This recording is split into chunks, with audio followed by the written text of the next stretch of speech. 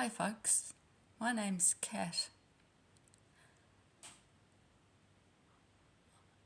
I want to talk to you today about one of the symptoms of my multiple sclerosis, which I haven't heard of from many people. One morning in early 2017, I went to write something and found that I couldn't write. I just got the written equivalent of gibberish. So my story today is how I went from written gibberish to this piece of fabric with my own secret cipher code language on it, and how you can do the same.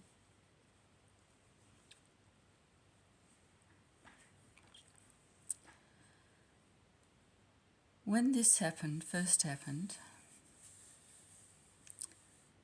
it was distressing to say the least, because I write all the time.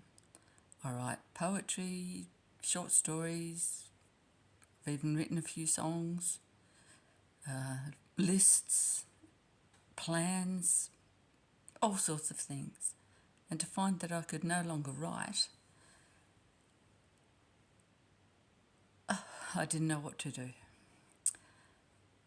So I practiced for a while, or tried to, and found that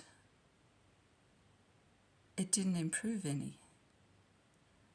I was beginning to think that that part of my brain, which takes care of writing, had been permanently affected by MS.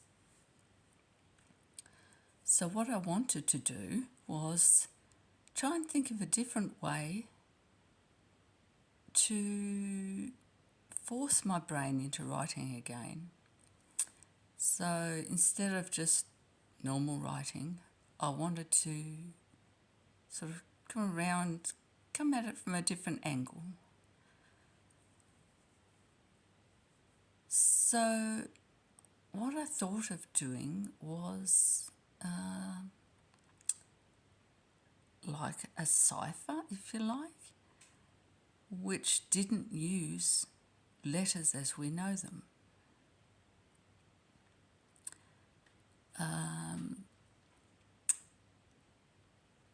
So that's what I ended up doing. Now, as far as ciphers go, now I'm just going to move this for a sec. As far as ciphers go, there are quite a few different ways you can approach them. I didn't want to get too complex. I didn't want to like secret spy sort of level ciphers. So I looked at some simple ones. One of the simplest is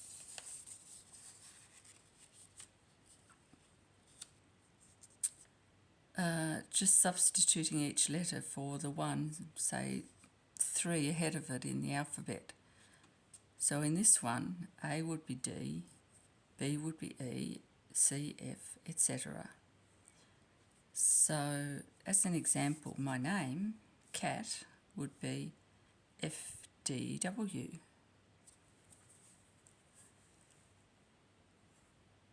But that uses straightforward letters, which I couldn't do. So that one wouldn't work. Another sort of step up from this one, you can use, in addition to normal letters, you could use numbers and symbols, all off your keyboard if you like. So if you want to combine those, you might have symbols, numbers, letters, numbers, symbols, numbers, a mixture of anything you like. So in that one, my name would be F%5 as an example. But for me, I needed to use symbols just made of lines, circles or whatever, nothing to do with letters at all. So I looked around online, decided that I really liked the look of runes, so I sort of did my own very simplified version of runes for my cipher code. So once I had settled on what symbols I was going to use for which letters, I practiced and practiced and practiced and practiced.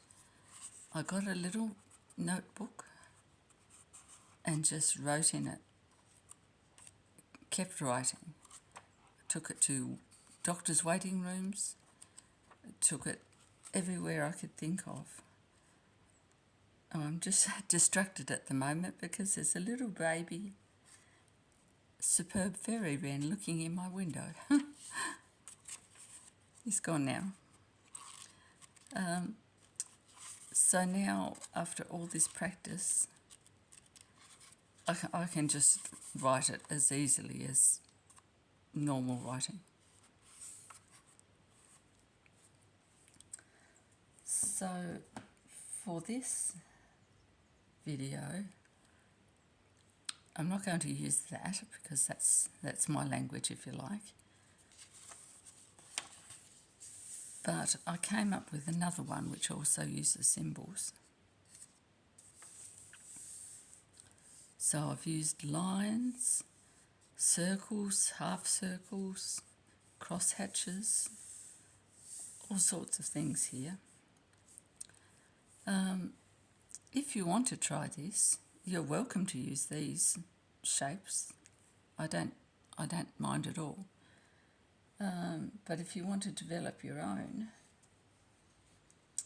my suggestions would be to substitute your vowels first and make it something that you can remember easily. So for these, I've got one line horizontal, two vertical, one vertical, and one of each for the vowels. Then we could look at the most commonly used nouns. That's one way to do it. And they are things like N, R, S, T, then look at the second tier vowels, so ones that are used fairly frequently but not as frequently as those ones. So D, L, C, M, G, they're all used pretty frequently. And lastly, the least used consonants like V, X, Q, Z, even J and K, that would come into that.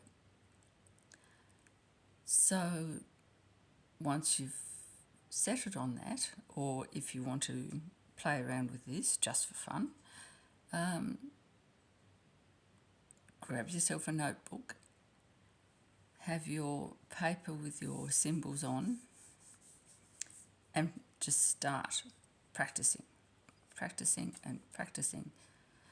And that's basically all that you need to do.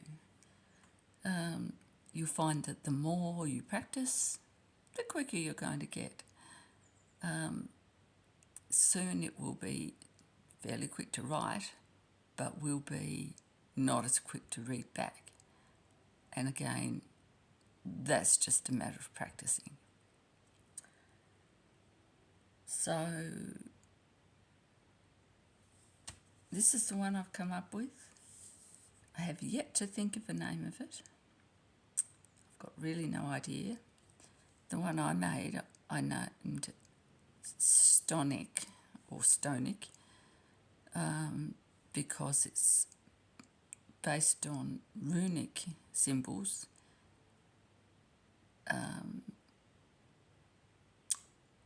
And I just like the sound of Stonic script. So there you go, that's what that one is.